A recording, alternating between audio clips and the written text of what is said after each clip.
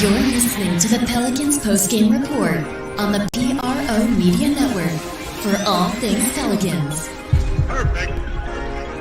Fly Pelican, fly Pelican, fly Pelican. And I tell them that. Fly down, I'm a Pelican forever. Pelican forever. Ain't gon' lie, I feel flyer than I ever been. Stay ballin', this New Orleans, I'm a Pelican. It's going down in the nest, wild, wild west. Come in town and you best show us some respect. 3-point threat, I better make it rain. If it's up, then don't jump stupid like your ankle sprain. Always said, never hate the player, hate the game. Jumper where the dame late, bunch of train. Post game, big Q, talking about business. Bird gang, YouTube, they ain't flocking with us. Lock up the division mission, get into the finals. Finish competition, then it's going win the title. I know this flyer than you can get. Such a threat that the ref just might call a tag. You could double, you could press, but you can't check. Right, left, slide by you like a Eurostep. Fly Pelican, fly Pelican, fly Pelican.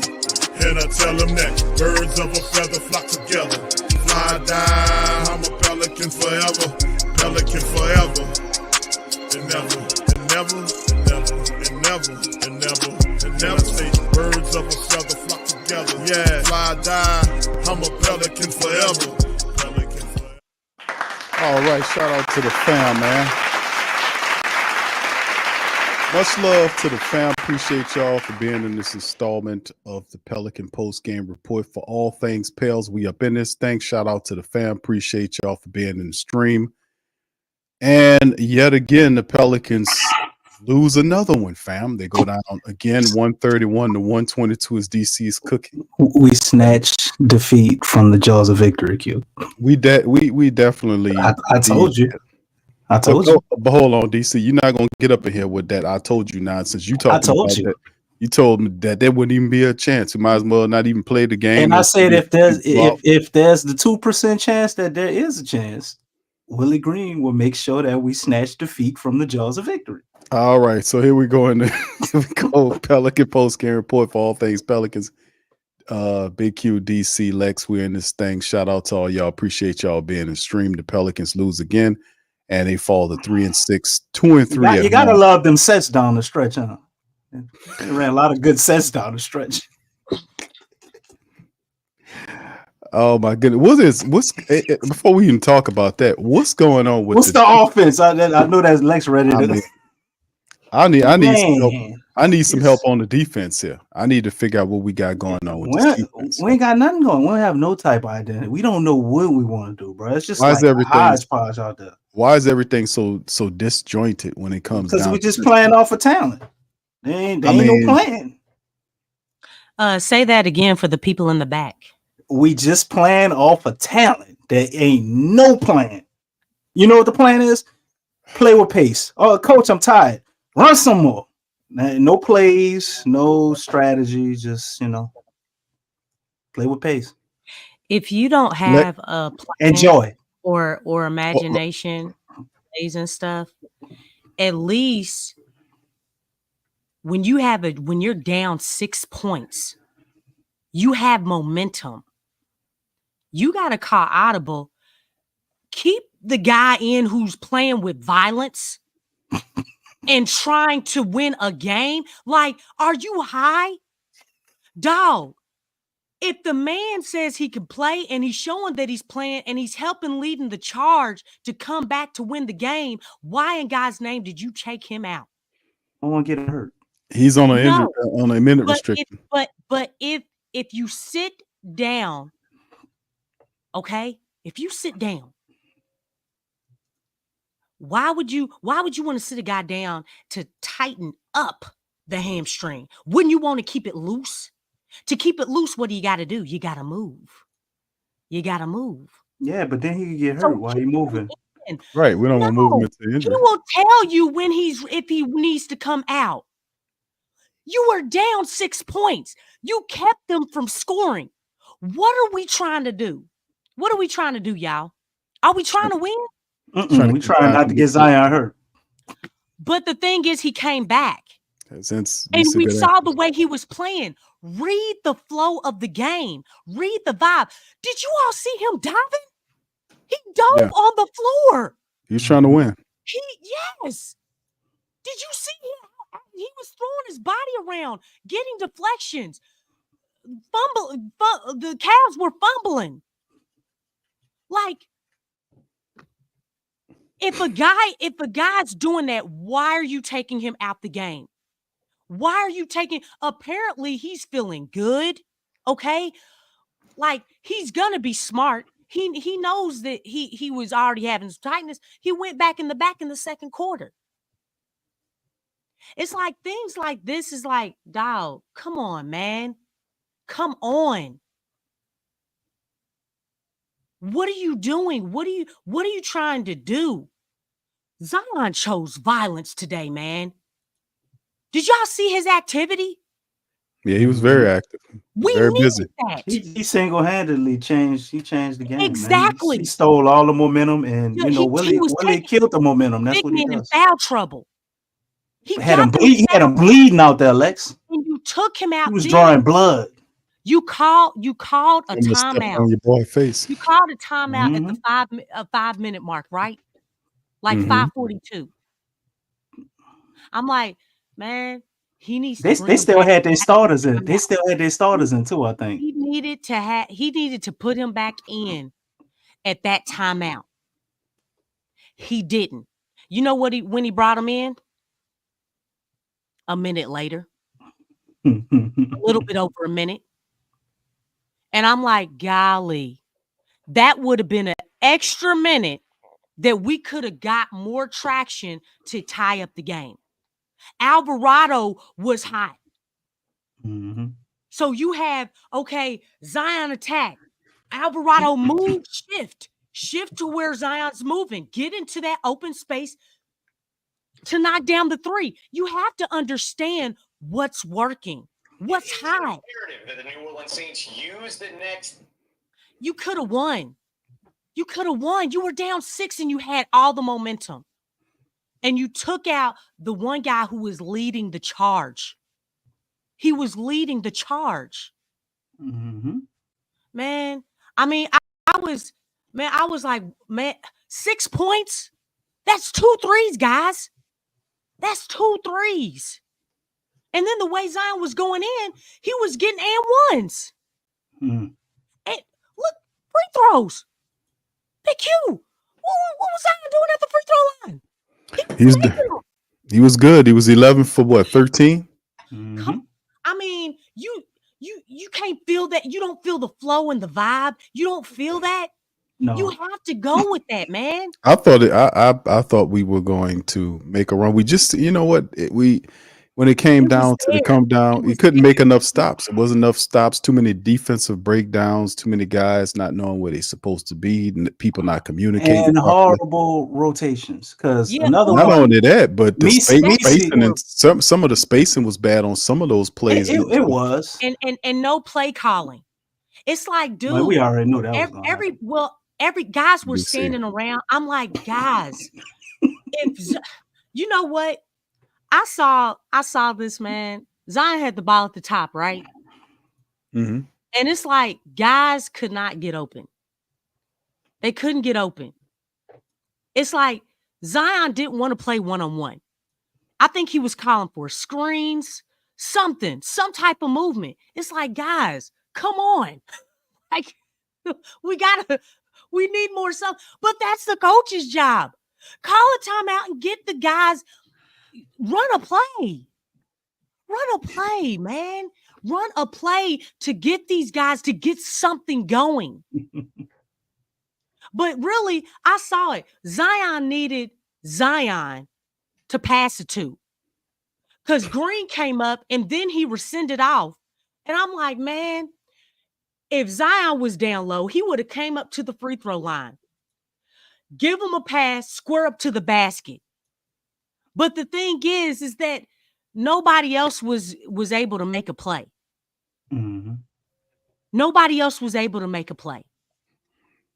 So it's like Zion was up there at the top. It's like no one set a screen. No, everybody's in 4 corners. of the earth. You know what I'm saying? For him, is like, dog, y'all gotta move, man. That's let's hear from the hold coach. up. I want to say this real Harry, quick. because we gotta put Willie on, bro. Go ahead. Misi was Rhymes playing with awesome, man. Reese's. And feces, okay. I said Misi. And Willie put him in, bro. He had an awesome first quarter. We didn't see Misi till almost halftime, bro. And then it continued in the second half. A lot of those picks you looking for, Lex, we could have got if the young fella was out there. Zion had a -3 with what he did. I agree. And Misi was balling, doing big man stuff. Yeah, He don't play. He ended the game with 19 minutes. The man had 8 points in the first quarter, bro. What the fuck wrong with Willie Green, bro? Hold on, DC. Calm down, brother. Asking more. Calm down, DC. Drinking that Caribbean rum tonight. Here go Willie Green. That's things like that we talked about, but you know that's what good teams do. They make you pay when you make some mistakes. Going and crazy hit shots too. So, man, I'm sick of dumb they came shit. out and played well in that third I quarter. don't have no joy. I ain't got no more They joy. took a 16-point lead late in the third, and then you guys cut into it a lot. I mean, just what got you guys back into the game and at least made it competitive? Yeah, I love the fight and the competitiveness of our group. No, you And, didn't. Those guys, they stepped on the didn't. floor and they get everything they got. We just They came play up with short joy. They tonight. play with and, joy. It'll He ain't gonna turn, drop his tag but we're going through a little bit of a storm early in the season, and we just got to continue to stay together. And it's a long year. Time left the game in the second quarter, started the second half, and finishes with, I think, 29. What did you just think of his night overall? He was really good. It was good to get him back on the floor, and Oh my god. you can feel his presence once he touches the floor. His ability to get to the paint, go up Does and he ever finish. get mad? Or is it His always gravity joy? gets other guys open shots. So really good to have him going tonight. Was the left thigh, is that a completely separate thing than the stuff he's experiencing with his right leg on Sunday and Monday? I don't even know what he was experiencing at this time. I just know he checked out early. Willie a liar now. Well, the opponent three-point shot has really hurt the team this year. I think Cavaliers went 17 for 35 tonight. Previous 2 years, you guys always held the opponents to a really respectable, if not a really good three-point shot, even on wide open looks by them. Yeah. But what's changed this year where it's really hurt the team? Well, I think the penetration is leading to open shots, and so whenever you see a team have a ton of points in the paint, that means they're driving us, or in pick and rolls they're hitting pocket in the paint, and it's collapsing our defense, and they're getting open looks. So we got to take care of that first, and we got work to do. We got work ahead of us, and we all understand it, and You have we'll continue work to work at it. But Go study that's contributing play. to the teams getting open shots, and then we have to be a high late for that contest shit, team when we do keep teams out the paint and they kick it out. We got to go and contest shots and finish possessions. Can you talk a little about Dude, I only see the especially in that first defensive quarter, side we of went the ball. toe-to-toe with Mobley. Go and study I think it was plays, 8 guys. points, 3 rebounds, 2 blocks, something like that. But Yeah. he went toe-to-toe with him.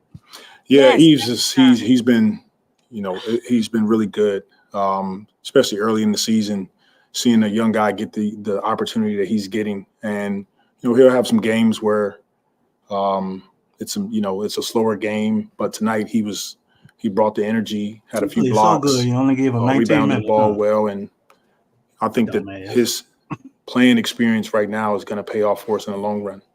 Last 4 minutes of the game, you employed a small ball lineup. I think at one time Javonte Green was guarding Jared Allen. It's kind of what we're looking to see out there to line up to close the game out. Try to create some more space for us offensively than defensively. Try to switch screens to try to just keep guys in front of us instead of being in rotations.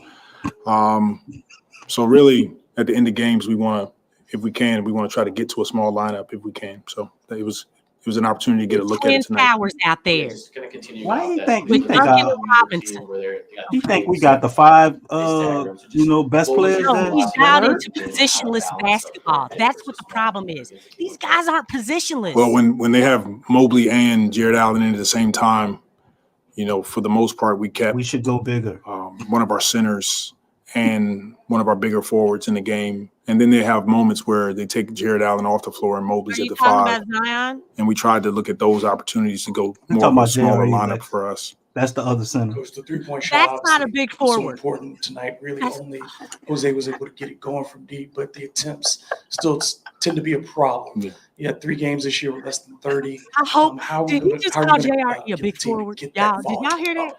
Yeah, guys have to be comfortable just taking them when they're open, and then we'll get some guys back that shoots a lot of them soon, and that'll help us as well in that area. But the guys that's on the floor, when they have opportunities to shoot those shots, they just need to take them with confidence. We all want them taking those shots and then have a balance of being able to drive closeouts. We lost because we didn't shoot 43s. We'll also get a teammate an open shot because you collapse the defense when you do that. So it's a matter of just continue to talk about it, watch it, and work on it. You feel like go ahead, sir. And tonight also you got to the free throw line Yeah. a good amount of times. I think second most of the season. What did you see there in being successful getting downhill and getting to the foul line? He didn't drop We were attacking early in our offense. We were attacking closeouts. Zion was, getting to wherever he wanted to get to. And, when he touched the ball, he had 13 free throws. Could you? So it's definitely an area that we want to win. We won that area tonight, but unfortunately, just came up short tonight. Do you feel like it's realistic to accomplish your various team goals with so many guys out of the lineup? Can you do that with so many key guys out? In terms of what? Like the 43s, for example, I guess. Like the big picture goals that you have. Is that stuff realistic with so many guys out? How do you view that? For sure. I don't think that we can achieve those goals unless we set them. And so we've set the tone for how we want to play, and it allows us to hold our team accountable night in and night out. Not you accountable though. We'll talk about it tomorrow. And we shot 48% from 3, the next but we only shot 27 of them. So I'm okay if we We're shoot at another 21 10, centimeters. another 10 plus, and they're quality threes, and it may not be 48%, but it may be 37. And so that gives you an opportunity to score more, rebound the ball more kickouts. So it's definitely realistic. It's just a matter of us continue to execute it. How hard is it to do your job as a coach and win games when the lineup has to change every night for reasons not under your control? You know what? No excuse. I really don't dive into how hard that is. I enjoy coaching the group that's on the floor, and we expect those guys to go out and give us their best every night and give us a chance to win. They did that tonight for the most part. And, sometimes this is the hand that you're dealt, and you try to, get the team playing as best you can. And our guys are still playing hard. They're competing. And this will turn at some point. And Willie, 27 points for Jose, 7-7 from 3. Can you just talk about how much he's improved as a shooter since you got here first? Yeah, Jose's been big time for us during his stretch. He's another guy on our team that we're getting to see much more of, and he's taking on a bigger role. So we're extremely proud of what he's been able to do on the floor on both ends. And so shooting component is another key factor to what he's worked on. Him and Coach Brandon Demas, and it's paying off. And he's another guy that we're encouraging. Look, when you have open shots, make sure you take them. If not, find a teammate. For Brandon, he's incorporated the 3 into his shot and worked on those things, but he's struggling to get to the free throw line. How do you work that into his game a little bit more? And then on the other part for Jordan, came out starting the season shooting it so well, but defensively it seems like he's had a little bit more of an issue catching on. What can he do to get better on that end of the basketball? Yeah, Beyond's just continue to be aggressive. Use his shot fake to draw fouls, get to the free throw line. He'll figure it out as the season progresses. As far as Hawk, still not feeling he don't want to his best. But you have to commend the young man. He'll figure it out. He's just giving us everything he got, knowing that we got some guys figure right it now. out. So he'll get better as well as we progress Really ain't defensively, helping nobody offensively, out. and eventually we'll be whole and really see what we have. Man, Willie here for the vibes, man. Just becoming more of a rhythm 3 Nah, team. he here to get a On the paycheck. defensive side, it just Nah, seems, man. the last few games, the awful. opponents have been This very is high awful. Rhythm 3 team. He'll You figure it attribute out. that to They'll all figure it out. obviously you're missing her, but just He's does gotta that figure start it at out. the point of attack to start the ball pressure? Yeah, for sure. It starts with our ability to guard the ball. They got to figure it out. And so that's an area that we have to continue to work at. We haven't been doing a great job at it. Teams are getting into the paint and they're scoring too many points in the paint. So we'll protect the paint team first, and then we can get out to shooters to keep guys off the free throw line. So we got work to do. We understand that. Yeah, thank you. Okay. I got a question. All right, that's Willie Green. Go ahead, Lex. How is it that your goal is to protect the paint and you're putting in small players to guard trees? What's the question? Where big forwards in? They can jump really high. Who's the big four? Big forward, Javonte Green. He's a big forward. Okay. GRE. Against a 7-footer? No, JRE was the center, Q, because Tice and Misi, you had 19 minutes and 6 minutes. Protect the paint if you have small ball people guarding the Twin Towers. That makes absolutely no sense. They got 40-inch verts, Lex. No, they don't. We didn't see it tonight. When they get a running start, they can jump 40 inches. Not standing. They had running starts. They don't have the running, nor do they have the verticals. Man, this is crazy. That's your goal, is to protect the paint. And how did that go? They didn't do too well because they got beat the hell up in the paint. Well, that's not too far from the truth. We get the last several games the Pelicans have played, they've gotten beat up in the paint. Tonight, they got beat up 64-50 in the paint. Oh, wow. Thank you for looking at it. So just said protect the paint, and we last place team in the points in the paint. You see what I'm saying? Against. Like, Willie said he was proud of the team. That statement made absolutely no sense. How do you not know what's going on with your team? Hey, they're losing the points in the paint battle, Lex, and the fast break. How do you not know that you're last? They get out fast broke and they're losing and they're getting beat up in the paint. So yeah. But we doing all right on the rebounds. No, we're not. No, they're not. They getting out rebounded. It's a 13 rebound difference. Yeah. Like I said, small ball. I like small ball, but it doesn't work in every situation. You have to understand the situation. You had Twin Towers out there. You need to utilize Misi more. You really did. And that just didn't make sense. Trey Jemison should get some minutes. Being the only other damn near 7-footer we got active, because we sent Carlo Makovich back to the G League. I don't know why when everybody's getting hurt. But wow, thank you. Hey, he said, "Hey Lex, remember when you told us it was JV's fault we couldn't protect the paint? He was slow-footed. How you think about that now? Even if we haven't, he still would do the same thing. But it wouldn't be this bad. It wouldn't be this bad. Probably not, Lex. But he would not play him, especially in the second half. That's true. Yeah, that's true too. He wouldn't play. He wouldn't play him. I mean, then you have a sitter that you do have in Trey Jemison who would be faster than, I don't know, not sonically faster than what JV is, but Jemison's a 7-foot guy who can shot block, and he's not even playing him. This dude does not know how to utilize his player personnel. I mean, he went 4 deep tonight. Year 4. Actually, 3 deep. Year 4, man. I mean, Tyson played but 6 minutes tonight. So it is what it is. Yeah, because JRE was out there. He's clearly better than Tice, right? JRE got 26 minutes. JRE. He's better than Tice and Misi. Right? Why did he feel like this was a JRE game?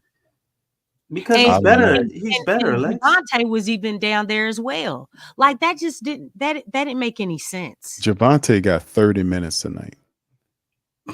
30 minutes. JRE had 26 minutes. Playing size with Trey Jemison not ready. Tice rhymes with dice. Trey Jemison got a whole lot of NBA games under his belt with the Grizzlies last season. What are you talking about? He ain't ready. He's probably more ready. He don't know how to play with pace. He's a hustle guy. DC, he gotta learn the playbook. DC, you just trolling your ass The off. play with pace. Willie Green doesn't know his playbook. He doesn't have one. He doesn't have one.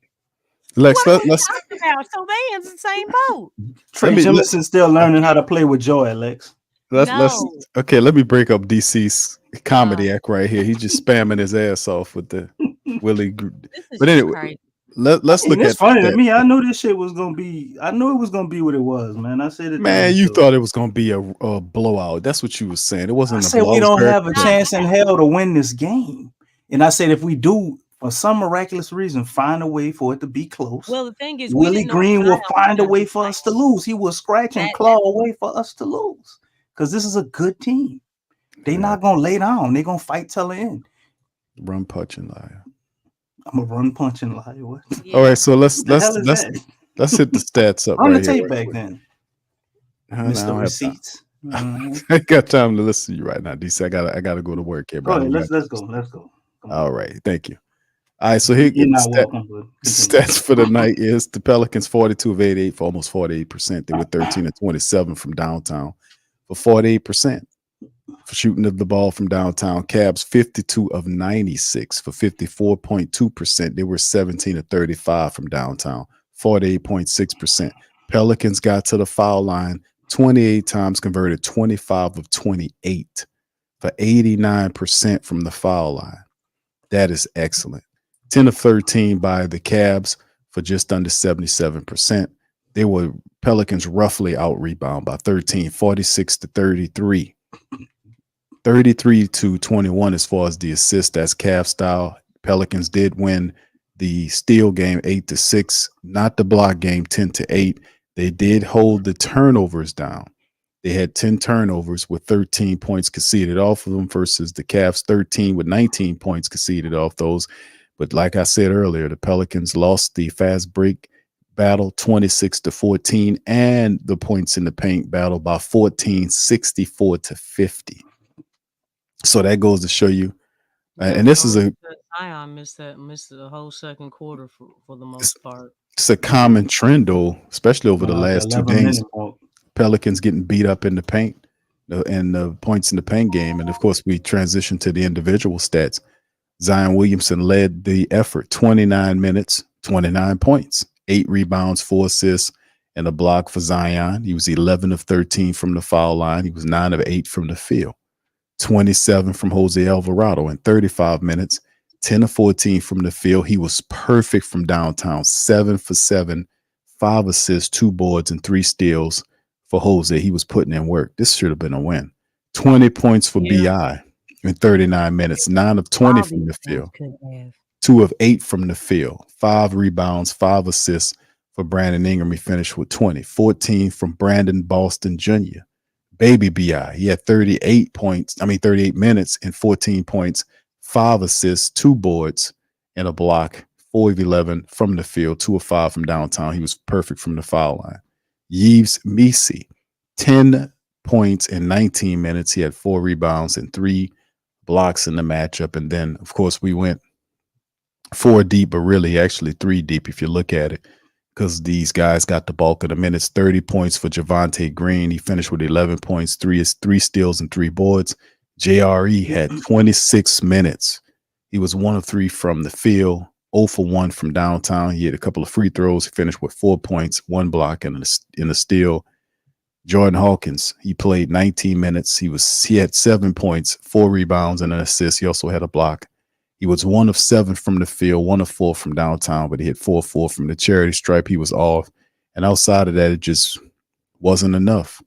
I mean, the Pelicans, man, should have actually won this game, man, to be honest, but you should have won this game. Y'all see why coaching matters. They were there. And they were there, Lex. You can have all the talent in the world, but if you can't coach the talent that you have, this team is only going to go so far. Coaching matters.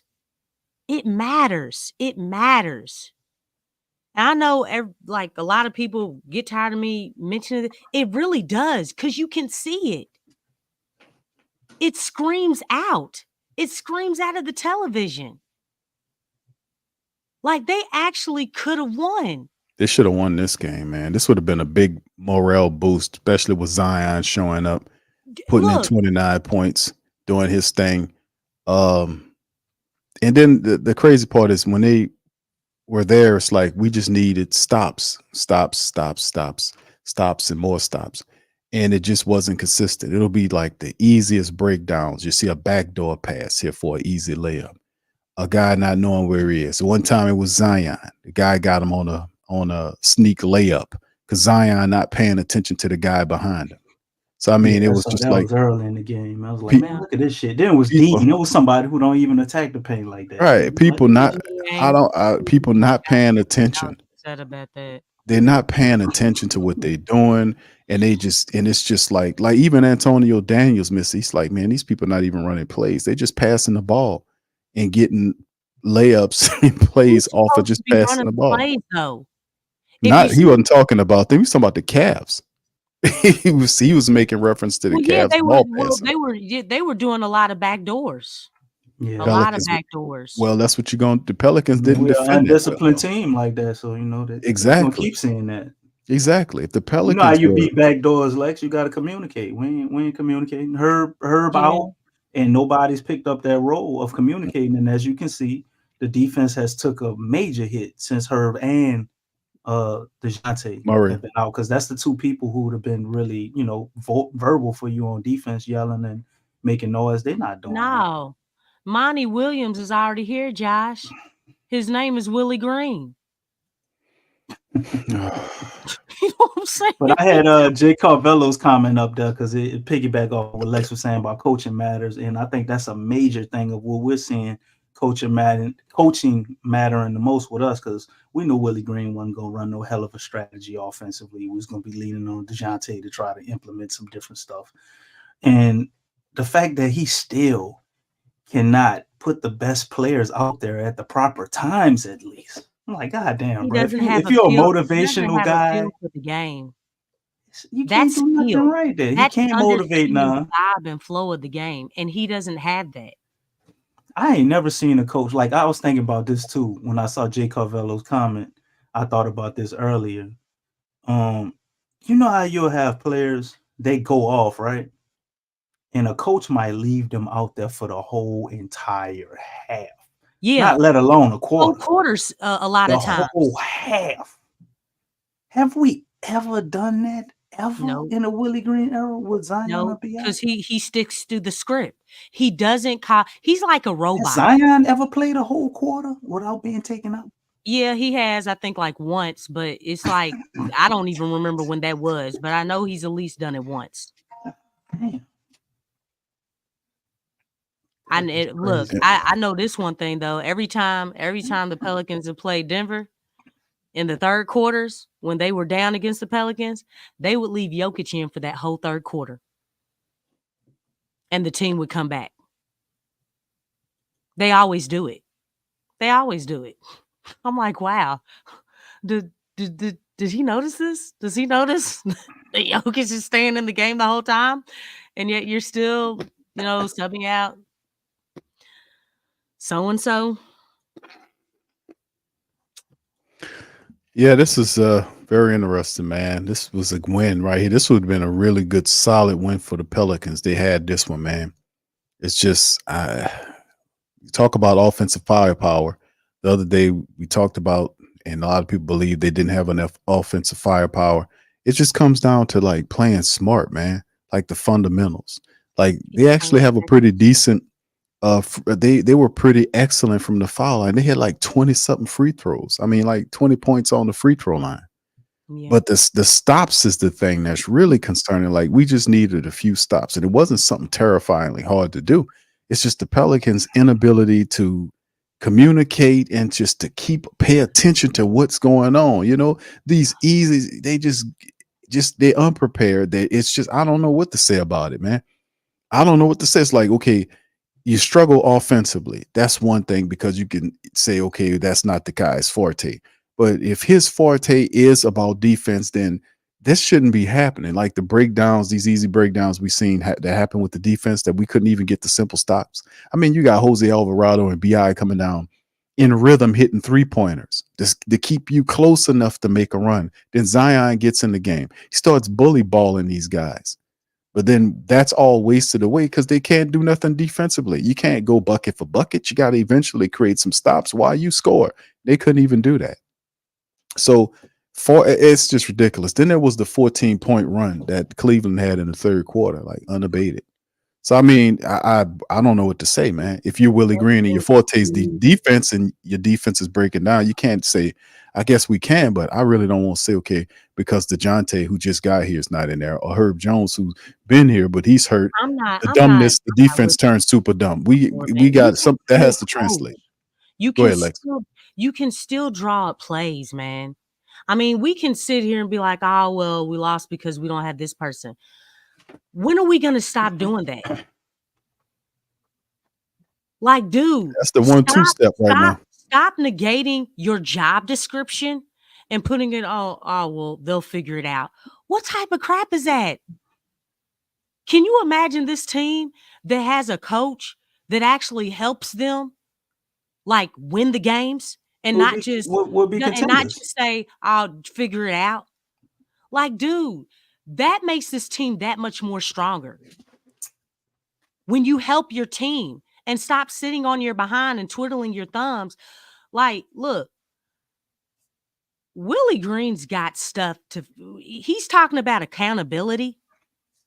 I don't want to hear him talking about accountability with anybody else on this team. Dude, you need to take some accountability. Go and learn some freaking plays. Kind of hard to do. Go and learn some plays. Kind of late in the game.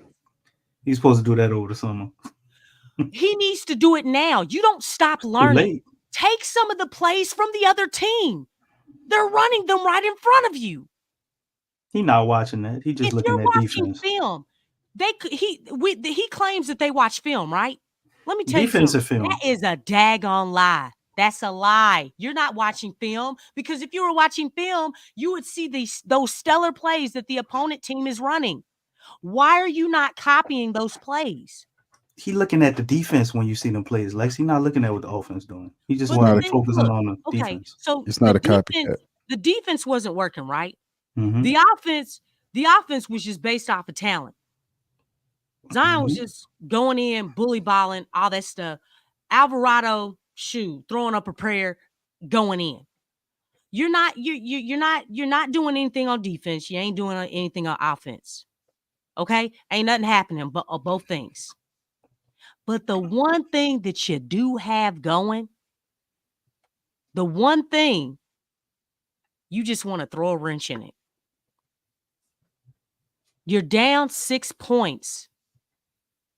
And the Pelicans actually they're doing horrible on defense. But you know what? They have momentum. And instead of going with that momentum, you're going to throw a wrench in it. Don't do that.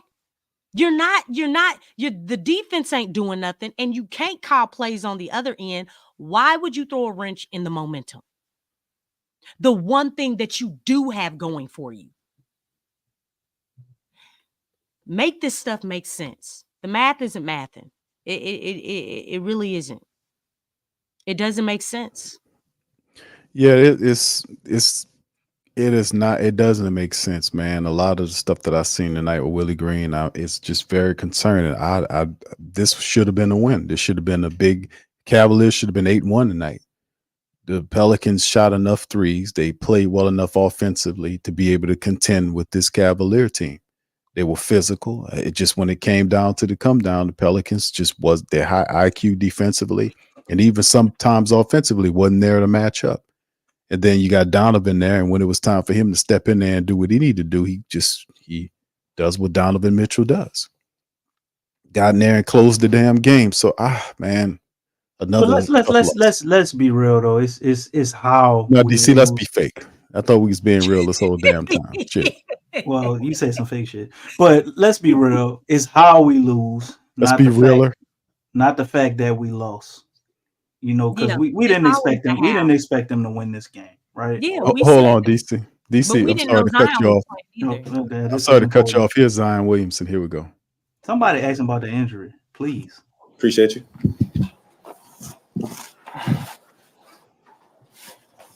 Yeah, I think they got it up to 16 at the end of the third quarter. You guys, at least made it competitive. What'd you like about what you guys did in the fourth quarter there?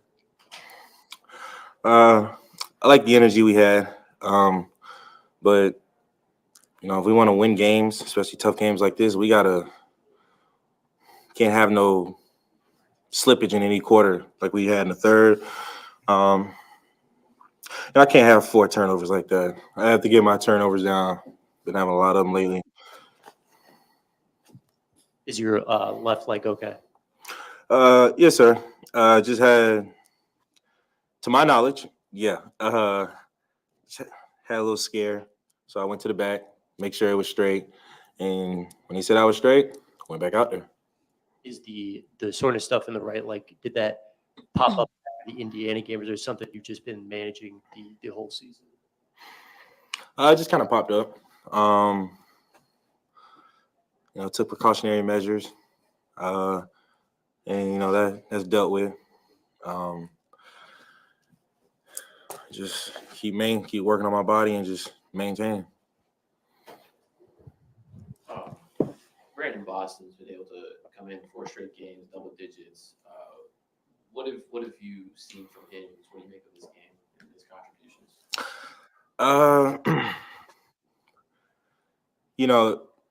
I don't even know where to start with him. That's my dog. But what makes it so impressive what he's doing is the fact that, I can't say where he was at before. I know he was at the Clippers for a little bit, but if you look at this paper, he played 38 minutes. You go from playing under 15 or whatever it is, under 10, to you're playing 38, but you're contributing. So to see him out there, doing his thing, playing with confidence, and helping his team is great. And yeah, I'll be biased. Even when all the other guys return, I would like to see him stay on the roster. That's nice. Sentiment amongst the rest of the team as well. You know what? I don't want to speak for nobody else. But if I had to take a guess, I'll say yeah. Yeah, I hope they do. Another young player. Eve has been taking strides each and every game. Tonight he got off to a hot start. Honestly, had a little bit of a stretch there where he blocked Mobley's shot and then came down on offensive end, put a move on as well. Just how are you viewing his development? I mean, game by game, you see different things, like a spark or something where you're like, okay, I see it. And he works hard, very coachable, very receptive to when you tell him things. And, I don't have a ceiling on him right now. So, I'm excited to see his growth with the team. I'm sure over time, his minutes will probably go from 18 to 25, 28, 30. I'm sure coaches have a plan for that I trust. So, his growth and development has been great, over these games. Before the game, you and Teresa Witherspoon seemed to share a moment before the game. Did you know she was going to be here tonight, and how was that engaging with her before the game? I didn't know she was going to be here tonight. I had shot her a text message last week, just kind of saying, big sis, I really need you. If you have time, I would like for you to pull up. I didn't know she was going to be here tonight. So, I don't just say big sister for the sake because it sounds good. Like, I really view her as my big sister. Moments when I was injured, out for that whole third year, even in my fourth year when I had a lot of success before the hamstring, she was a key piece for that, mentally and on the court. I don't know what it is about her, but whenever I see her, like, she just reminds me, like just keep your spirits up, like, and that the game of basketball is like the best thing ever. So whenever I see her, like, can't help but smile. That's my big sister. I love her to death. Just one more thing on DC. Maybe they can bring her back. She free now. You had that vertical lob threat. What's it been like managing the spacing with him on the court, but also just working with him on the time? Like, okay, he's gonna roll hard, or maybe he's hanging on the screen a little bit to allow you to get open, things like that. Yeah, it is different. I think the last time we really had somewhat of a lob threat would be with Jackson Hayes and Larry from time to time, but not like this. It goes back to what I said. He's super receptive. You just kind of spoon feed information like, hey, if I come off the screen like this, if your man's guarding you like this, maybe look to flip it. And as far as timing, there are times where I'll beat my man and, he's a kind of a step too far out where I have to throw a bounce pass instead of floating it up towards the rim. But like I said, he's super receptive, super coachable by all the coaches. I think those are things that quickly, not a long time, that you'll start seeing more lobs near the rim versus trying to throw a bounce pass. And do you think just keeping him involved on the offensive end opens things up for everyone else too? Absolutely. There are times where he'll get a rebound and, sometimes, we'll emphasize like kick out for a three. But when you see his footwork and the energy it brings, do your thing, big fella. So like I said, in the win-loss column, it's not looking the way we want it to at the moment, but there's a lot of things to be positive about, and, it's a long season. No problem. You guys have a great night. Appreciate you. All right. How's Zion, man? So, all right, DC Lex, feel free to comment on comments from Zion Williamson. DC, you can start us off, brother. I mean, pretty much went out there, played his heart out, man. Spoke candidly, as Zion always does. And just him talking about Teaspoon kind of what jumped out to me, man. Thinking the same thing like everybody else in the chat. Like, shit, why wouldn't we? We should bring her back. Maybe that was a little thread or something that was talking some sense into Willie. I bet you if Teaspoon was there, maybe he'd probably been able to play more than 29 minutes. But yeah, I'm proud of Zion tonight. He had a lot of critics and skeptics after the missing the 2 games, and a lot of people calling him soft, fat boy, and all of that again. Still didn't really get a lot of clarity on the injury so much, but nonetheless, he went out to handle business tonight. And I think moving forward, we'll continue to see progress with Z, hopefully clearing up some of these headaches, man. It's been too up and down with the way we play him, with the injuries. We need to fix this shit. Him leaving out the game tonight, pulling himself out, was like, oh, here we go again. But I could tell you what was different. Him coming back in the game. Yeah. Might have been something we wouldn't even saw last year. So that is different. We can't look at Zion suiting up for the second half and acting like they don't mean nothing because we lost this game and got out-coached and, basically embarrassed on the back end of the game. But the fact that he came back in the second half of that game, man, I was shocked as hell. I couldn't believe it. And I know that had to be Zion, saying he wants to go back out there, let me back out there, because we all know they're going to play it safe as they've always done. So I'm looking forward to seeing more of that. We want to build around him, have Zion be the franchise. We need Zion to grow up. And the way he talks and articulates himself in the media, being honest and candid a lot of times, I like that, man. And I do hear a sense of maturity in the way he speaks and the way he speaks about things. But with Zion, he always speaks well, man. You got to continue to show it. Keep showing up. Keep stacking them days like he talk about. And just go out there balling, man. Performances like tonight need to be something as of the norm for him. Still looking forward to see a little bit of that floater, mid-range jump shots. I mean, I thought tonight he got to the line, so it worked. But you ain't going to be able to get to the line like that every night all the time. He had a lot of chances to pull out that floater and take a lot of little middies, man. I'd have liked to see that. That was really the only negative I saw from Zion tonight, other than, him being kind of lethargic and on defense and just taking plays off. But shit. It's what game are we like game 9?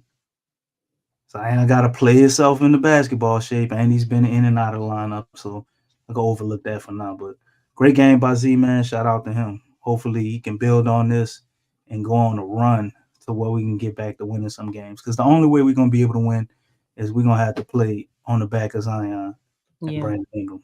Because Willie's not gonna do it. There ain't no magic strategy he gonna pull out. Till DeJounte gets back, it's going to have to be the Brandon Ingram Zion show. Go ahead, Les, you got it. Oh no, I was just adding on he still ain't gonna pull out nothing, because the thing is he's not, if he's not showing it now, I don't know when we'll see it. But yeah, one thing that I really liked is that he basically sent the front office a message. I hope they sign Brandon Boston to a contract to keep him here. Okay, that's love right there. Okay, Zion's just telling, he's sending you a message. I hope you guys are listening, because Brandon Boston has been playing well. The luxury text speaking too loud right now, Les. Yeah, I know, but I mean, with everybody out, it's like you can use a certified bucket. You can use that. The thing is, you already messed up, waiving Matt Ryan, a shooter, and it's a shooter's league. So why would you not? And Brandon Boston shoots threes. Not only that, he can give you a little bit more by, playmaking sometimes and creating his own shot, which is there's not a lot of that. Obviously, like when Zion was out, it was just him and Brandon. So there was no one who could create, especially if both of them were sitting down, because at one point in time against Portland, they did both sit down, and it's like there's no offense out there. Mm-hmm. You have an all defensive unit, and there's no offense. There's nobody out there that can create their own shot or play make for someone else. Which, and I don't know if you all saw that, but that was crazy. Like, what are you doing? But I really do hope that they listen to that, because the dude is definitely, I mean, he's definitely, showing up. He's showing up and playing meaningful minutes, and he's performing. And those are points that, you got to have, because they're not, where else are they going to come from? But another thing I liked is I like the fact that Zion, was taking accountability, looking at the fact that it's 4 turnovers. And even with him being in and out the lineup, whatever, he's not using that as an excuse. That's good stuff right there. I just wish the accountability was, not just for the players, but, other people as well, because you're not seeing the accountability there. It's like we can't expect the accountability to just come from the players, but, the coaching staff as well. So, but yeah, I loved everything that I heard. I think, Zion, we know Zion could have played better. I was feeling you when you said, he could have took some jumpers and floaters and different things. Mm-hmm. I think a lot of times when Zion is out for a little bit, he goes back to what he knows. He resets. Yeah. He kind of resets, because he knows, okay, I know this for sure is going to work. And then he kind of builds up. He always does that. That's one thing that I've noticed. He builds up to taking those middies, taking the 3. I mean, just like how he did, he worked up to that, and I think it's just, a confidence builder for him. I think that's how he builds up, the confidence to take those shots because obviously it's not first nature. So he goes back to what he originally does, and then he starts expanding. So hopefully whatever's going on with his leg, and I think in a sense, Zion is kind of paranoid. You know, anything like I think when he's playing, he's studying his body. He's studying what's going on. And if he feels anything, the slightest thing that just doesn't feel right, I mean, he could have landed the wrong way or something. And it could have affected that part in his hamstring or something. I think he's kind of, he's just kind of paranoid about it. And I think he has to get to a point where, like, hey, I'm fine. I'm doing everything off court, outside of practice, in practice, before the games. I'm doing everything that I need to be doing to have myself ready. And I think he has to kind of trust himself, like trust his body. Because I think he's kind of like, oh man, like I think my body's not responding to me well. But I can only imagine how that would feel because he wants to play. I think we saw that. I think that that was confirmation that he came back out. He wants to play.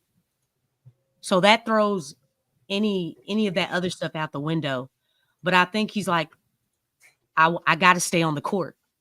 I want to stay on the court. I want to be around in the playoffs, but I also have to play in regular season to build those winning habits and, win games in order to get to the playoffs. So, I mean, I think there's a lot of things going through his head, anything that's going on in, within his body. I think he's definitely like paranoid about it. So he just kind of has to work through that and trust his body, trust his work that he's putting in as far as his stretching, his treatment, anything that he's doing outside to make sure that, his hamstrings are right as well as his quads. So, I can only imagine how that feels. It probably it's got to be a crazy feeling. Yeah, and you got a point on that, Lex, because a lot of what was happening was going on with Zion when he was hurt. He got a lot of instruction from these trainers and these physical therapists, physical therapy therapists, singular. And prior to that, whatever medical staff he was dealing with, how to jump, or how to jump, how to, when you jump, how to land, all this stuff that they were trying to teach him to kind of keep the stress off him, how to jump, this type of stuff. They just inundated him with all this information, and you definitely right, because a lot of pressure's on Zion because the team won't get to its apex without Zion being there. So definitely. He knows it, no doubt about it. And he feels it this year, unlike any. He came into the year with his, the best conditions that I've seen him since he's been a Pelican. His mind has been really on it, and it's a lot to do. So, man, I think that's what you want, though, man. No, you want that pressure on him. You want him to feel that weight, because how is she going to be able to lift it? You know what I'm saying? Like he has to carry that and figure out how to make it comfortable to carry and easy to carry. Like that's just what it is, man. You're getting paid the big bucks. You looked at it as a generational talent. This is what generational talents do. So if you want to be one of the greatest, one of the best, like you said, this is part of it. So I think the more normal it becomes to him, the better versions of him we're going to see. Because you clearly see it, man. Zion definitely has a switch. You can see it. He just goes out some games and flips a switch. Like he just really wants to win this game, and he plays with a different intensity, a different type of another gear. Tenacity. He goes to a different gear. Yeah. Now, he's gonna have to discover a different gear from that gear, Lex. Yeah. And the gear that he's playing at now should be the regular speed. That should be the regular speed, and you should be able to find another notch or another level to go. Because my only thing was Zion, man, everybody who's been watching him and who's always been part of the Pelicans family, you can see how special he is. but it's unrealized potential. You know, it's so many things that you would like to add to what he is that could be added. You know, I mean, if he just adds some of those things and shows up with this type of attitude every night, man, the league better watch out, because then I can see more what you talking about, Lex, when you compare him to D Rose. I can see that D Rose mixed with something else, obviously, if you want to throw Blake Griffin in there for a lack of time to try to find a better analogy. But he has something about him that's truly unique, and it's only a handful of players, maybe that you could count on both hands, that possess something like that in the league right now. Let's kind of move ahead to the next matchup here. The Magic are up next for the Pelicans. I think this is a Friday matchup, 6 p.m. We're going out there to Orlando. They're 2-0 at home, but currently we know that Paolo is out. And they're a bit of on a free fall. They've lost 5 in a row. They lost to the Pacers tonight. Well, not tonight. I think it was tonight. They lost to the Pacers. They're on a 5-game slide. The Pelicans on a 3-game slide. So something got to shake. This is a team we've had difficulty with beating. We'll have an opportunity to take it to them. Magic number. So they're 3-6. We're 3-6. They're 3-6. Let's talk about this one. What happens here? What are you guys' thoughts on this one?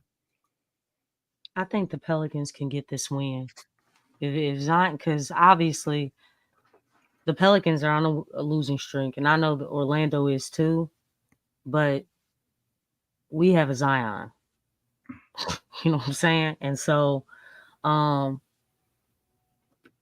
think just the fact that they could have beat Cleveland, I think that's something to carry over to the next game and really I know it's an away game, but hey, you got to start getting on the right track at some point in time.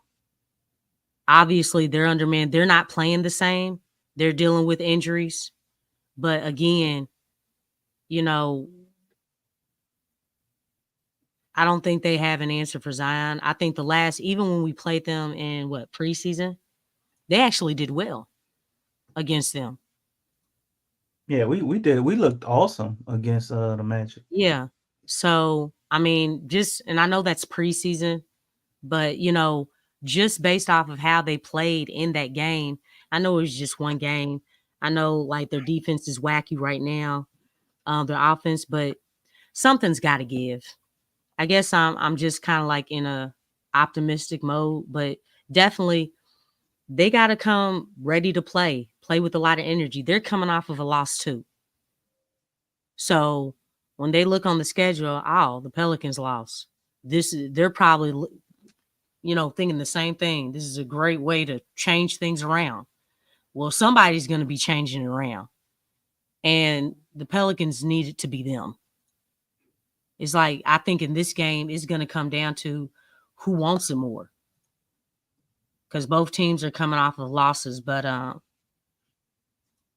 yeah, I think the Pelicans can get this game. They just need to clean up a lot of stuff.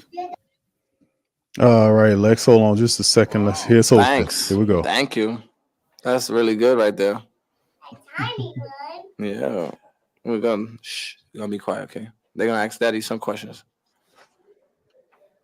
Jose, how much work since you've become a pro have you put in on your 3-ball? I mean, that's something I've been obviously. Hold up. I've been working on my whole career because that's something they said, that was my knockoff coming into the NBA. And I just, been confident, this group that I got behind me always trust me, trust my work. And today was a good day. I've been actually shooting pretty bad, at least from the arc. Pretty bad. So today was a good day. And but I put a lot of work in it. It's not shocking to me.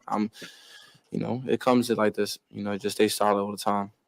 When you say knock, is that like feedback you got from teams in pre-draft process? For sure. That was feedback from my agent and stuff like that going into the draft. And I didn't really understand it because I always felt like I could shoot, but obviously I'm getting better and elevating my game. But that was something my agent told me, and we could just keep working on it. How's Boston helping you guys right now? Good, man. That's another guy that's stepping up and taking advantage of his opportunity. Like I said, it sucks right now because we're losing, but we're fighting, we're getting better, and I know it's cliche to say that, but it's really the truth. What this guy's missing, at the end of the day, is it's hard to win in the NBA, regardless who you got. And today, we just keep on and trying to improve, and hopefully we get a win on Thursday. Friday. What? You're the best getting dressed and everything. Thank you. And you know what else?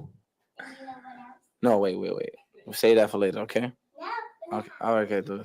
When you're coming off the bench, you obviously provide a lot of energy. And you talk about just being the best version of Jose. Now that you've been pushed into a starting role, is there a balance for you in terms of just being go all the time versus kind of settling the team down as a starting player? It's definitely learning. That's a learning experience that I'm going through right now. Obviously everybody goal is to be a starter, but in the situation right now I am, it just came out of nowhere. And it's a lot. It's learning. I just told everybody, I give it to everybody, all those stars, those big time players to come in every day and, have this main goal and, take care of their body, take care of the team. Talk to baby boy DJ a lot of the times, and running the team is definitely something I'm learning how to do. Settle the gym, when to shoot a shot or when to give this ball to somebody that's really hot. And like you said, is staying mellow, staying right there. And sometimes I wear my heart on my sleeve.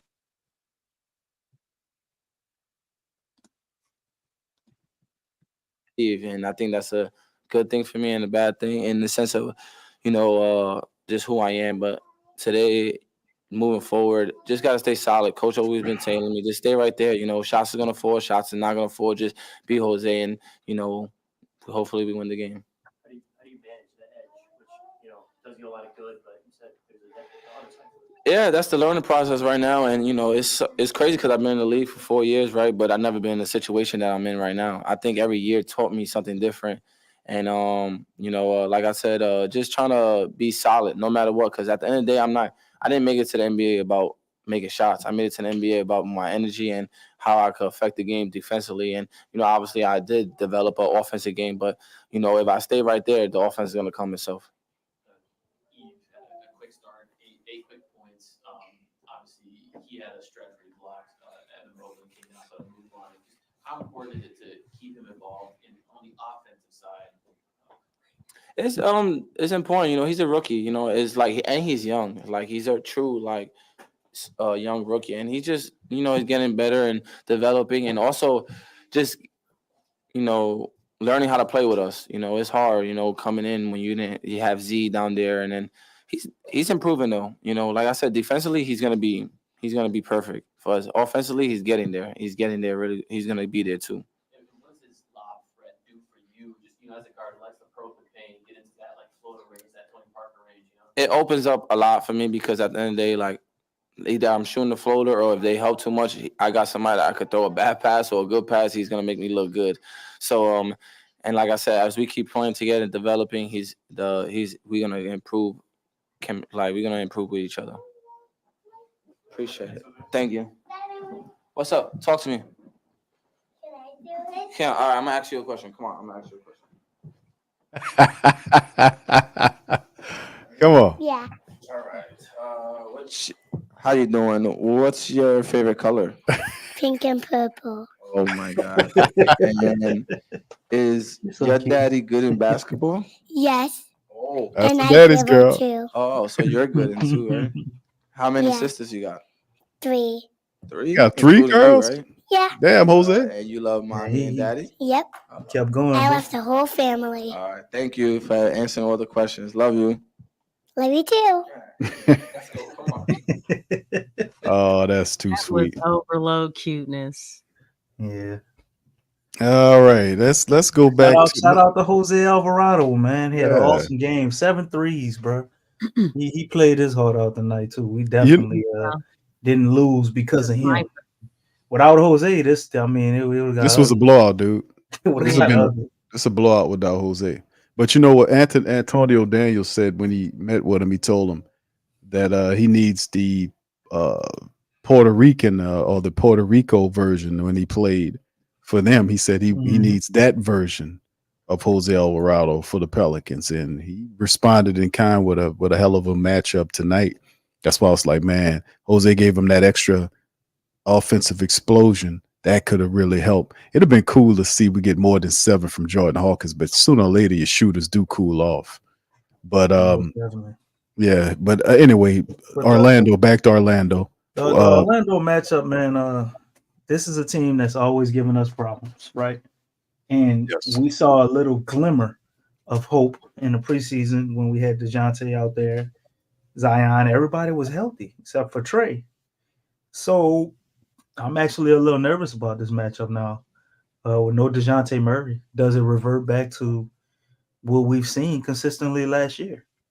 And before that, like, this is a team that's responsible, along with the Spurs, and there was one other team, man, where we would lose these easy games down the stretch against teams like this, completing for a playoff spot. Orlando is one of those teams that kept us from getting the actual playoff spot and made sure we was in the play-in. I don't remember if it was last year or a year before last, but I remember we played Orlando like 4 times. I don't think we beat them once one of them years, man. And then, I think that was the year before last. We played them 4 times, and we didn't beat them once. That was over a couple of years. Last year, we finally was able to beat them, but they still gave us hell last year. So this is one of them teams that's kind of got our number. And I'm wondering if what we saw in the preseason, they didn't implement their full game plan against us. So I think this will definitely be a tough matchup. But with Paolo Banchero not being there, it is a winnable game. But we had problems with the Orlando Magic ever since they decided to be a big team in a league of small teams. And now, where we're seeing the league go, what they were doing or trying to build there is now starting to make a lot more sense. And it's catching up to the modern way people want to play. You got the big guys down there getting rebounds and you're getting your threes up. They still need some shooting, but it is hard for us to score on these guys. And Zion has had his fair share of problems against the Orlando Magic. So going against them, we're going to need that effort we saw tonight from a Jose, Brandon Boston. Hopefully Hawk can get a little healthier and we can get something out of him. And you're going to need B.I. to show up more than he showed up tonight. B.I. had 20 points. 20 points. He didn't get to the free throw line once. Yeah, that was messed up. He had 20 points off 20 shots. That type of efficiency we're looking for. And until maybe about the middle of the third quarter, B.I. wasn't shooting no damn threes. Like, he gave up on that philosophy for some point this game. I guess, it's tough for them guys, man, playing Cleveland, man. It's a really good team, and they just kind of reverted back to stuff they used to doing. So we saw that with B.I. too, like you talked about with with Zion Lex. He was going back, he was on the block with the middies. It was falling. He reset. Right, a reset. He reset too. Yeah, he reset. We need the version of B.I. that we saw the games that Zion wasn't here. When Zion come back, we don't want you to go back to being on the elbow all the time. You know what I'm saying? I do like his paint touches though, even though it wasn't super successful tonight. But I like for him to get the ball in the paint too. But we're gonna need both our guys to show up. We're not gonna be able to beat Orlando because they're gonna make it difficult for us. They're a good defensive team, and they play as a team with a plan. So we got our work cut out, man. But to beat Orlando, we got to fight like hell on the boards. We cannot go out and hit, 9, 10 3-pointers. We're going to have to make some more threes, man. As well as, scoring in the paint. We had that issue, but Zion back, so he takes up a big chunk of that. So it's boards, turnovers, and threes for me. If we get that, or at least win 2 out of those 3 categories, I think we can beat the Orlando Magic. All right, Lex, you want to put the cap on it?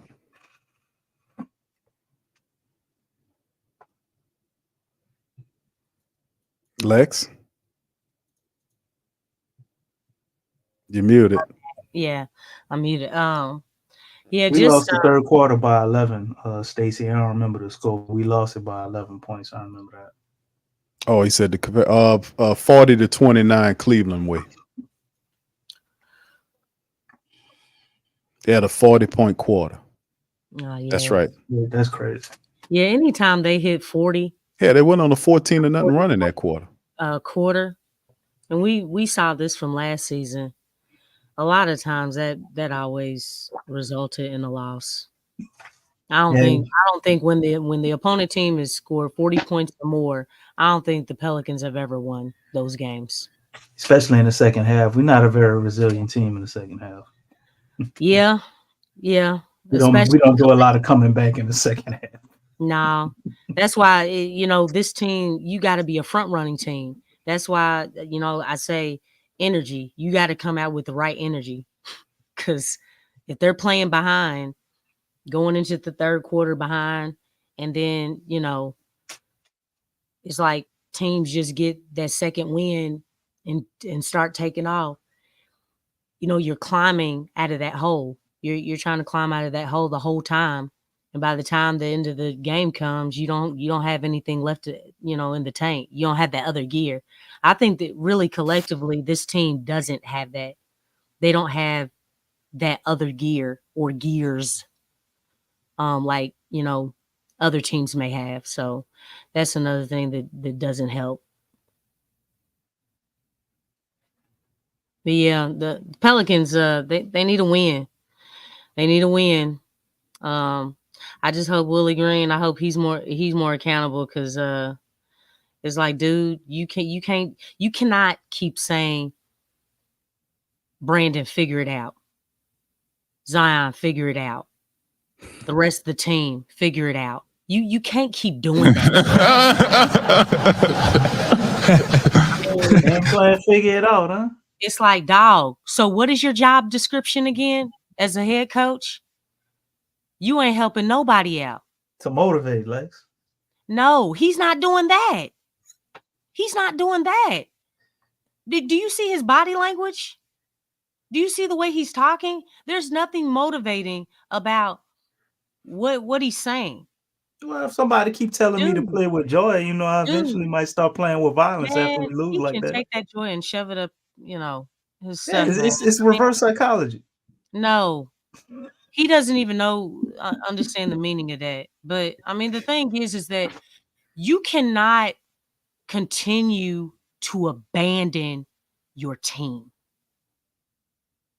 You're abandoning your team because you're not going out of your way to learn, get creative plays, to learn how to use your imagination. You're not doing that. You're not helping anybody. You can't just, like, think about this. If you look at Doncic, I'm gonna use different examples. Do you think Jason Kidd is just gonna tell him figure it out? All right, come here, Doncic, man. Look, this is what I'm seeing out there. What are you seeing? Okay, well, you know what? I'm seeing this. That's what Jason Kidd is gonna do. That takes your star player to a whole nother level, because you're outside looking in while your star player is inside looking in. It's great minds. Two minds are better than one. It's better than one. Stop telling them to figure it out and help your players. That's your job. That's your job as a coach. Help. Because other than that, look, you're no different than Ben Simmons. You're stealing money. I don't care how much the contract is. You're stealing. You don't deserve the paycheck that you're getting. We always talk about that with the players. It's the same thing. Stop telling them to figure it out, and you get up off your butt, go and watch some film and learn from other coaches. I've heard other coaches say, hey, I took some things from this coach. I took some things from this coach. I learned some things from this guy right here. This guy is not learning. He's not learning. And this is the stuff that I've had a problem with, like the growth part. If we expect these players to grow and develop, look at Messi. Messi is learning. He's growing. He's listening. And you're telling me that Willie can't do that? And look, they just threw Messi out there. Willie had time. Messi didn't. Griff and Bryson Graham were really, he's really saving them right now because they were desperate. They didn't have a plan. They didn't have any of that. So my thing is like, hey man, you talk about accountability with the players. It has to be all the way around. And DeJounte, he talked about that. Remember? He talked about, hey, I'm a hold the coaches accountable. I'm a hold the players accountable. I'm a hold myself accountable. He talked about that. Like this accountability thing, I feel like that word is just being thrown around and stuff. Hey man, Willie needs that junk. He needs that. Stop talking about everybody else, dude. You need to talk. You need to talk about accountability with yourself because you're not doing it. You're muted. Thank you. Yeah, we have the standings on screen here. The Pelicans, man, are now, I hate to say it, dead last in the Southwest. Where's Sean and Tasha at? I'm about to get the hell out of here so we don't have to have them rub that in our face. But before we go, I don't want to leave us on a sour note. Before we go, let me go ahead on and shut. I was sour, Big Q. No, not you. I'm just saying. Wait, hold on, family. We got reason to get excited after the Magic game. I just wanted to play something. This is a new performance by DC. We gonna beat him. Come on, Q. This nigga don't even look like me. DC, we gonna beat him. Show your face. Show your face, DC. We gonna beat him 10 games, bro. And one more game. So you know what that means, right? We gonna make adjustments. Yeah. A change. That boy got symbols and everything. That boy got bongos. Will make adjustments that after boy, game 10. Yeah, go ahead, DC. Hold on, DC. Here you go. Go ahead, DC.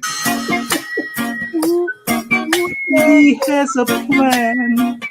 Oh, wow. Okay, DC, does it. But he only does it in 10-game increments. Keep going. Willie Green. Yeah, man. Okay. A change is coming. Come on. Hey, play that back. That was dope. Come on. That was good. Do it from the diaphragm, from the heart, man. Go ahead, DC. Go ahead, bro. Oh, I ain't got no more. Go ahead, take it over, Lex. Let them know. Speak to him.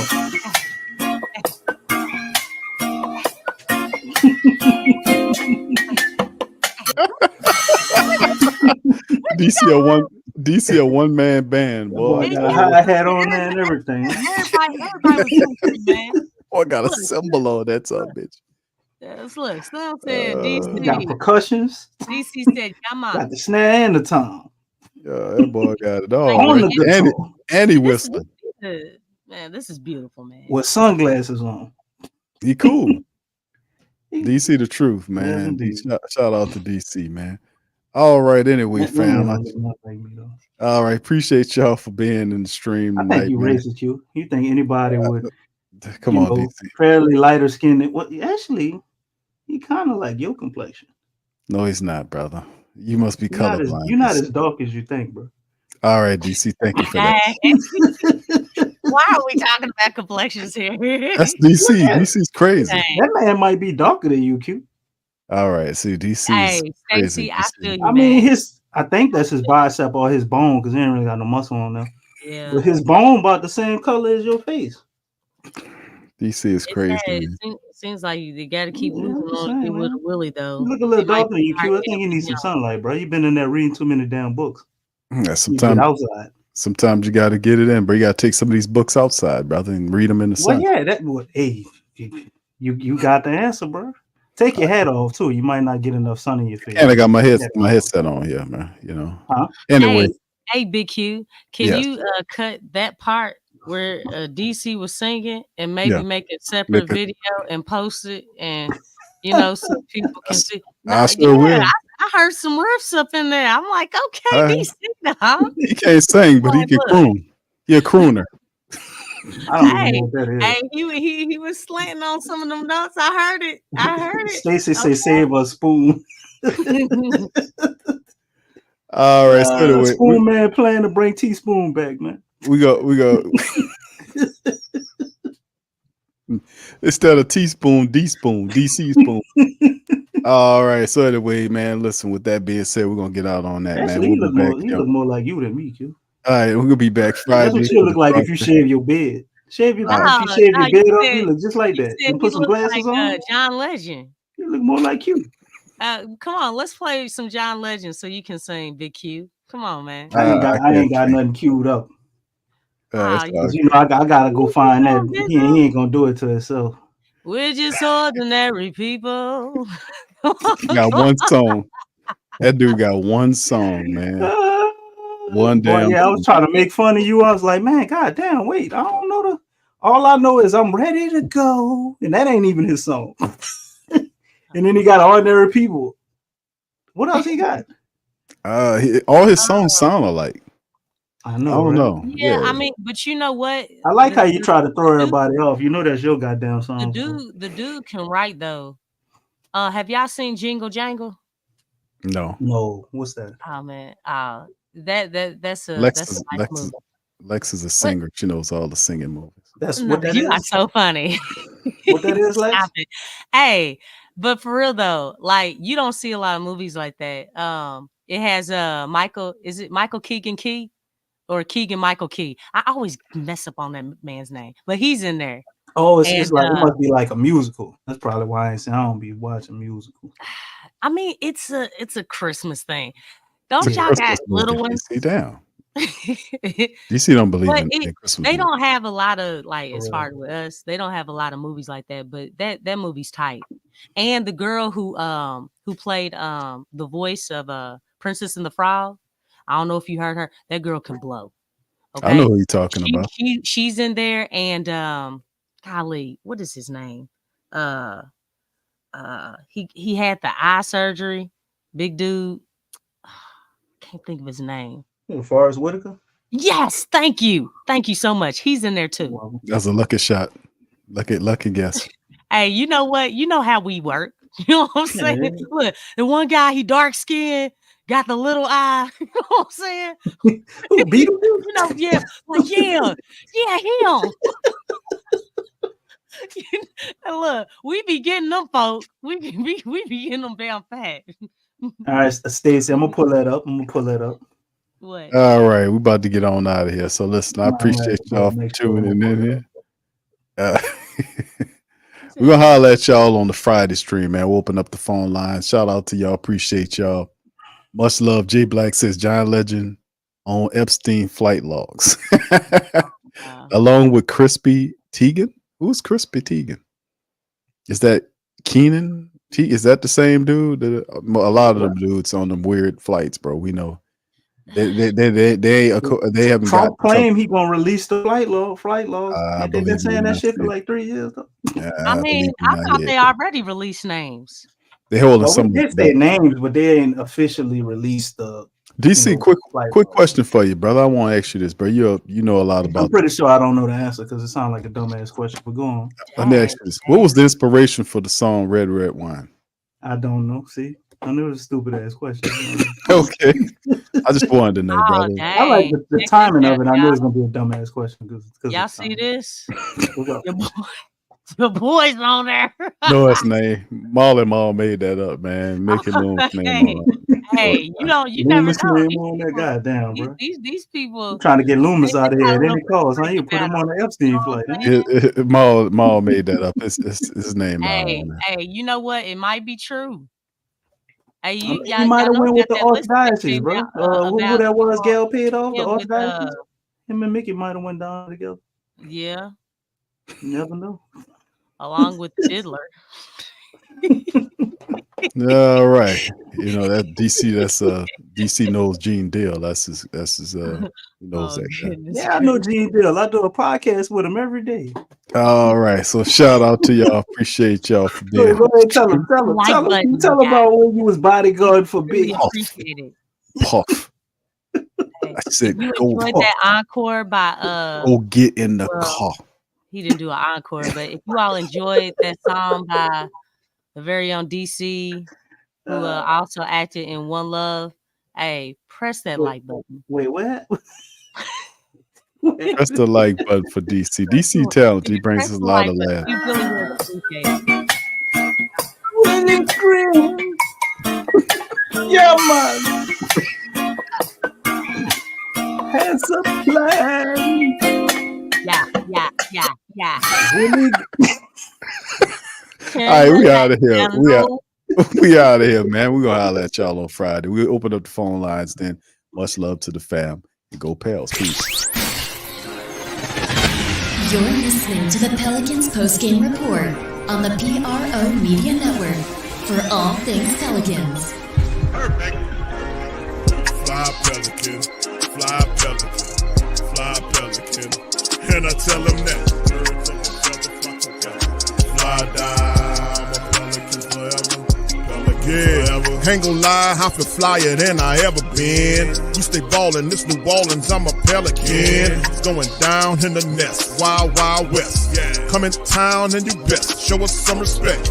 3-point threat, I better make it rain. If it's up, then don't jump stupid like your ankle sprain. Always said, never hate the player, hate the game. Jumper where the dame late, punch a train.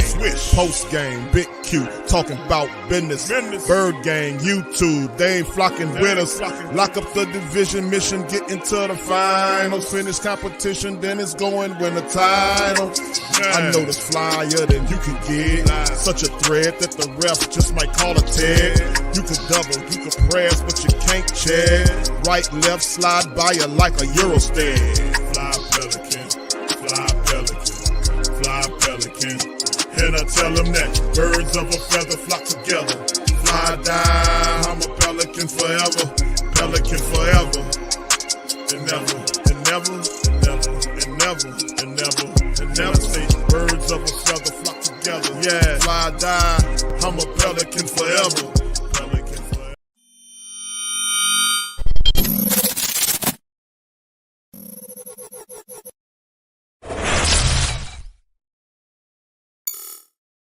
TheWhoThatDaily.com. That's right, TheWhoThatDaily.com. Your one-stop shop for everything New Orleans Saints, New Orleans Pelicans, LSU Tigers, even the top flight boxing news. So if you're a Who That and you're looking for a place to stay up on your team, TheWhoThatDaily.com is your site. TheWhoThatDaily.com for the sport Who That in all of us. That's right, the Pro Shop is the platform store where you can go and buy all the latest merch to support the platform. Available at the Pro Shops, we have dozens of hundreds of products available for you and your family. Unisex tees for men and women, hoodies and sweatshirts, tank tops, kids and baby items, long sleeve tees, mugs, pillows, wall art, bath bedding, face masks, phone cases, stickers, bags, fanny packs, socks, hats, and many other items. Please feel free to check out the Pro Shops. The link is in the description section below. And remember, it helps the platform continue to grow. Check out the Pro Shop.